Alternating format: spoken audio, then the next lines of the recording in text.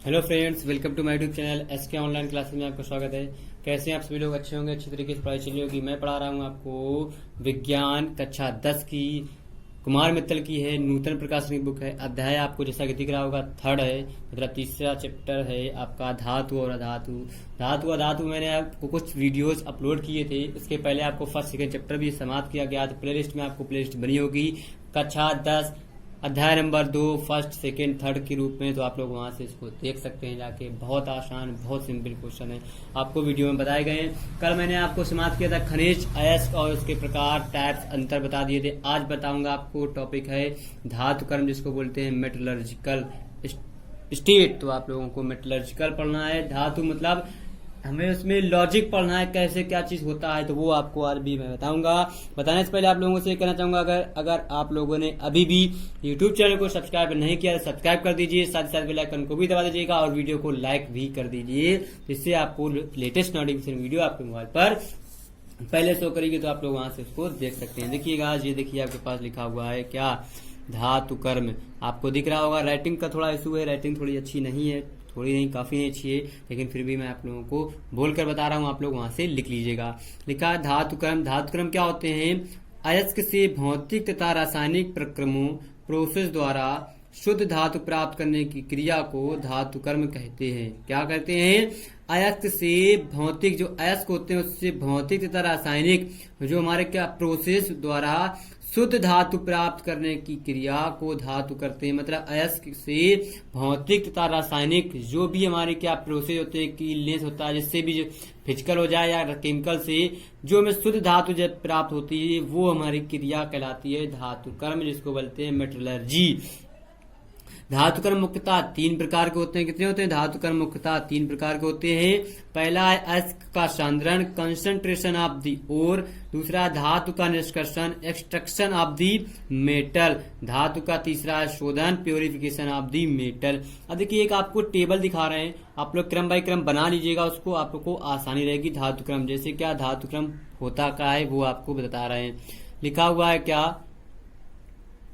अयस्क, अयस्क का सांद्रण। पहले अयस्क होता है, अयस्क का सांद्रण करते हैं तो सांद्रीकृत अयस्क, उसमें से हमारे क्या पार्ट्स होते हैं, सांद्रीकृत अयस्क से धातु का उत्पादन होता है। पहला होता है उच्च अभिक्रियाशील धातुएं, दूसरा होता है मध्य अभिक्रियाशील धातुएं, तीसरा होता है निम्न अभिक्रियाशील धातुएं।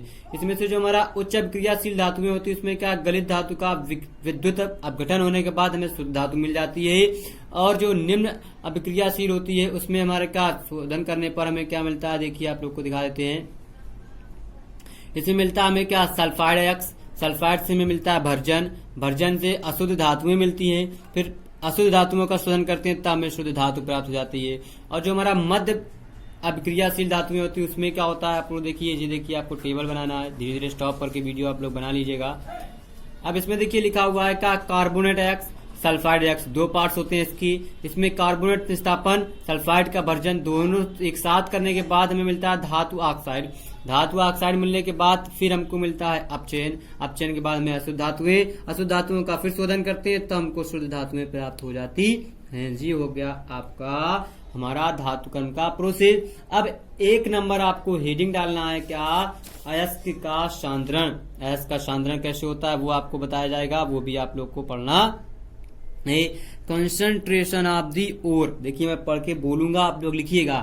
अयस्क खानों, मतलब जो माइंस होते हैं जहां हमारे का माइनिंग का काम होता है, मतलब अयस्क खानों से निकाले जाते हैं तथा उनमें पत्थर के टुकड़े, मिट्टी के कण, कंकड़, बालू तथा चूने के पत्थर आदि अपद्रव मिले रहते हैं। क्या होता है, फिर से मैं बोल रहा हूँ, अयस्क का सांद्रण आपको फर्स्ट नंबर हेडिंग डालना है, उस पे लिखना है अयस्क खानों से निकाले जाते हैं तथा उनमें पत्थर के टुकड़े, मिट्टी के कण, कंकड़, बालू तथा चूने के पत्थर आदि अपद्रव मिले रहते हैं। जी आपका एक पैराग्राफ हो गया।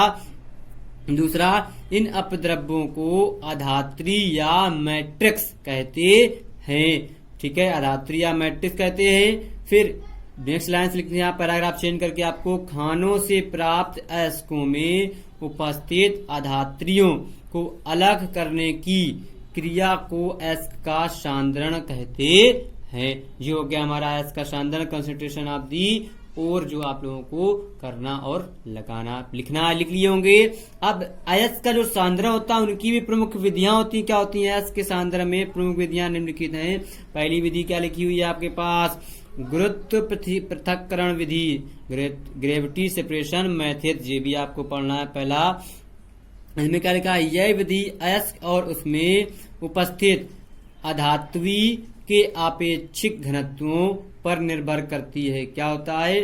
गुरुत्व पृथक्करण विधि जो होती है, यह विधि अयस्क और उसमें उपस्थित अधात्वी के आपेक्षिक घनत्वों पर निर्भर करती है। लिख लिया होगा।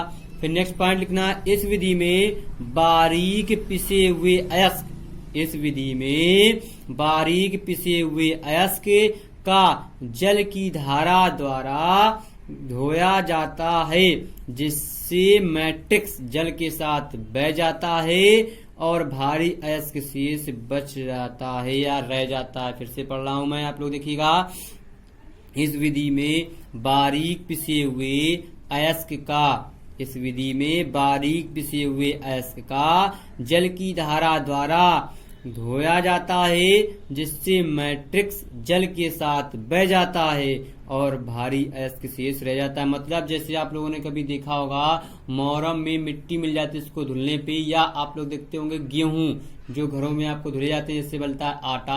आप लोगों ने रोटी खाते होंगे, वो किससे बनता है? आटा। आटा किससे बनता है? गेहूं किससे बनते हैं? धुलाई से। पहले खेत से आते हैं, उसमें मिट्टी होती है, अपद्रव्य भरे होते हैं बहुत सारे इंपोर्टेंट, उसको बाल्टी में जैसे ही हमको धुलते हैं, धुलने के बाद उसके पानी बहुत साफ होता है, लेकिन कुछ समय के बाद वो गंदा हो जाता है। क्यों हो जाता है? क्योंकि इसमें मिट्टी लगी होती है। उस मिट्टी जो भारी होते हैं, गेहूं होता है जो नीचे सेटल हो जाता है, मिट्टी होती है, कंकड़ होते हैं, पानी में घुल जाते हैं, और जो ऊपर उसमें गंदा होता है, हल्का होता है मैटर, वो ऊपर आया तो उसको हम छन्नी से बाहर या हाथ से निकालते हैं। आप लोग देखिएगा, मम्मी लोग आपकी करती होंगी ये सारे काम, तो आप लोग देखिएगा। तो वही एक प्रोसेस है जो आप लोग समझ सकते हैं कि गुरुत्व पृथक्करण विधि क्या होता है। गुरुत्व मतलब ग्रेविटी के थ्रू नीचे सेटल हो जाना, और पानी में जो हमारा क्या घुल जाना, वो हमारा पृथक्करण कहलाता है। उससे हम बहुवाची बाहर निकाल लेते हैं, पानी को फिर बहा दिया जाता है हमारे काम अलग से। ठीक है, तो वही हमारा क्या कहलाता है?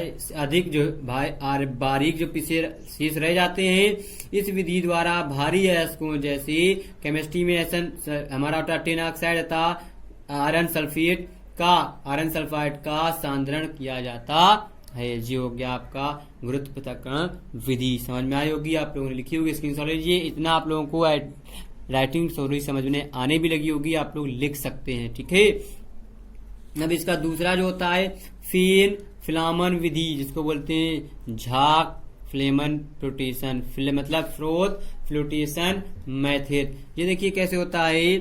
यह विधि अयस्क और गैंग और किसी द्रव में भीगने पर प्रवृत्ति पर निर्भर करता है। सल्फाइड अयस्कों का सांद्रण इस विधि द्वारा किया जाता है। जैसे तेल और जल के मिश्रण में सल्फाइड अयस्क को डालने का सल्फाइड मुक्त रूप से तेल द्वारा और अयस्क में उपस्थित गैंग जल द्वारा भीगता है। इस विधि में जल से भरे हुए एक टैंक में बारीक पिसे हुए अयस्क को डालकर थोड़ा सा चीड़ का तेल मिलाया जाता है। मतलब है इसमें क्या कि जो झाग होती है, इसमें अगर हमने तेल और क्या पानी एक साथ मिलाया है, उसमें कोई भी चीज हम सल्फाइड अयस्क अगर डालेंगे, जो तेल से भीगते होंगे वो तेल से भीगेंगे, और जो पानी से भीगते होंगे वो पानी से भीगेंगे। उसके बाद इसमें थोड़ा सा चीड़ का तेल डालकर फिर आगे देखिए आपको डायग्राम दिखाते हैं। देखिए बना हुआ है आपकी स्क्रीन पर जीरा। इसके बाद फिर पहले आपको थ्योरी बता देते हैं। फिर और कोई मिश्रण में वायु की प्रबल धारा प्रवाहित की जाती है, उसके अंदर कोई भी मिश्रण के साथ एयर डालते हैं अंदर, तो सल्फाइड अयस्क के कण तेल में भीगकर द्रव की सतह पर झाग में एकत्रित हो जाते हैं और गैंग जल से भीगकर टंकी की तली में बैठ जाते हैं। जैसे ही हमारे अब देखिए हम क्या, इसको भी सेम हमारा वैसे होता है, पृथक्करण होता है, बस थोड़ा सा अलग होता है। क्या होता है इसमें देखिए हमारा क्या, ये जल और तेल पड़ा हुआ है एक साथ मिला हुआ, वाटर एंड ऑयल देखो मिला हुआ है। फिर हमारा फ्लोथ कंसंट्रेशन ओवर्स, ये यहाँ पे एक पाइप पड़ा हुआ, पंप के थ्रू हम क्या पानी, इससे हम क्या एयर डाल रहे हैं अंदर से, बुलबुले टब में गुल होता है। तो जो इम्प्योरिटीज अशुद्ध गंदगी होती है वो नीचे बैठ जाती है हमारी, और जो तेल और जल के साथ जो फीने के टॉप में ऊपर आ जाता है, जो हमारा इम्प्योरिटीज कहलाता है। तो यही हमारा क्या होता है, जैसे ही आप लोगों का देखिएगा कभी कभी आप लोग कोई चीज अच्छे से मिलाते हैं या आप लोग कोई चीज बनाते हैं तो उसमें से जो गंदगी होती है ऊपर आ जाती है, और क्या इम्पोर्टीज हमारी जो अच्छी चीजें होती हैं, इम्पोर्टीज होती हैं हमारी, क्या वो नीचे बैठ जाती हैं, बाकी सारी चीज ऊपर आ जाती है। जैसे ही आप लोग गेहूं को धुले जाते हैं, आप लोग एग्जाम्पल देख सकते हैं, उसको करके देखिएगा तो आप लोग को समझ में आ जाएगा। ठीक है, ये हो गया आपका सेकंड मेथड। अब बताते हैं चुंबकीय पृथक्करण विधि, जो आप लोगों को बहुत आसान है, बहुत ही सिंपल तरीके से आपको बताई जा रही है। ठीक है, आप लोग देखिएगा थर्ड पॉइंट आपके पास ये रहा आपकी स्क्रीन पर। देखिए आपकी स्क्रीन में डायग्राम दिख रहा है चुंबकीय पृथक्करण विधि का। इसमें से वीडियो आपका जो लॉन्ग हो जाएगा, इस बेस से टॉपिक भी बहुत बड़ा है, जिसको मैं 2 पार्ट में बताऊंगा। इसी का 2 पार्ट बना के रखूंगा मैं धातु कर्म का, तो आप लोग देखिएगा धातु कर्म के भी 2 पार्ट्स। तो इसके साथ आगे आपको इसका जो पूरा फुल पार्ट है वो आप लोगों को पूरे में इसमें खत्म नहीं होगा, काफी बड़ा हो जाएगा, तो आपको कल बता दिया जाएगा। तो इसके आगे तो देखते हैं। आप लोगों को ये रिक्वेस्ट है कि आप लोग अगर अभी भी बुरा मत मानिएगा, आप गुस्सा मत होइएगा, क्योंकि इसका पूरा पार्ट कंप्लीट करने में काफी समय लगेगा, आप लोगों को वीडियो लॉन्ग हो जाएगा, तो आप लोग बोरियत हो जाएगी। इस वजह से आप लोगों को शॉर्ट में बता रहा हूं, तो आप लोग देखिएगा। तो तीसरा पार्ट जो चुंबकीय पृथक्करण विधि वो आप लोगों को कल बताई जाएगी एक वीडियो में। और वीडियो आप लोग लाइक जरूर कर दीजिएगा, साथ ही साथ चैनल को सब्सक्राइब कर दीजिएगा और बेल आइकन को भी दबा दीजिएगा, इससे आपको लेटेस्ट नोटिफिकेशन वीडियो आपके मोबाइल पर पहुंच जाएगी, तो आप उससे वहां से लाभ उठा सकते हैं। तो कल फिर मिलते हैं नए जोश, नई एनर्जी, नए उत्साह के साथ। Bye bye.